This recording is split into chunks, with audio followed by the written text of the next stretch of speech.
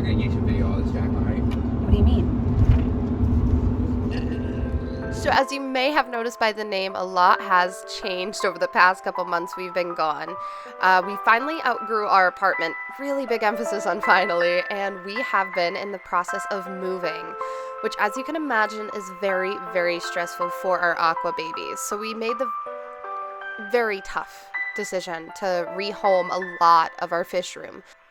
We do still have some of the favorites, though, that we could have never parted with in a million years. Starting with, obviously, our Oscar Harvest. She is still beautiful and still a giant, dramatic baby. You would think upgrading her to a 125-gallon tank, she'd be happy, but, alas, no. Her favorite pastime is still pretending she is dead. But with a lot of help from Crackers and a lot of extra feeding, she did make a full recovery. She is getting along with everybody in the tank as well, which is nice because she was starting to show a little bit of aggression before the move. But everybody is doing great into this tank. We do, however, have a problem with some of the tannins really leaching into the tank from all the new wood we put in. So we will be doing a video coming up shortly about how we are getting rid of those tannins using Purigen and water changes and then replanting it since the lack of light was hard. She wasn't the only one that we brought with us. Obviously, we could not have ever left Fromage behind, and even though she was clearly very hesitant, she has grown into her new tank very well, which is a 40-gallon breeder. Quite the upgrade. And we do have Tetras with her since we keep her tank right around 64-65 degrees, which is on the high end for her, low end for the Tetras. And we do have spare tanks, so if we have any problems, we're able to move them. But I wouldn't suggest risking this without a backup plan.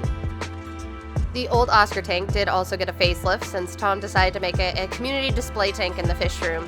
And honestly, I think it's one of the best tanks I've seen in our fish room. We have a lot of variety of species from the fan favorite of bamboo shrimp, some hill stream loaches, emperor gudgeons. We do have some angelfish in here as well, and we will be doing a full video on that. And obviously we still have plenty of camera hogs, like, you know, this one right here. And a species we definitely were not even going to consider rehoming was our Geophagus tapajos, which aren't the biggest fan of breeding in our current water parameters, but we're working on it. And we got a breeding rack. This is 6 40-gallon breeders, and we do have quite a variety of species that we are attempting to raise and breed. We did get some discus, which is going well. Some angelfish, again, just keeping a variety. The angels has been a lot of fun, raising them up and seeing how they go. Now these angelfish are also the Dwarf Leopoldi angelfish. They are wild caught and very uncommon. So we are hoping that we get a pair of those, and if not, we'll probably be breeding them with our zebra lace just to keep the nice pattern to them, but still get a smaller species. We do have these beautiful, absolutely stunning, gorgeous gold rams as well that are breeding, but we haven't had much luck with them not eating their eggs, but they are new.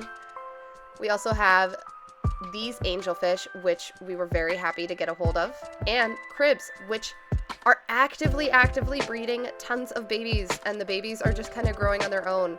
The cribs are the most fantastic parents we have in the fish room.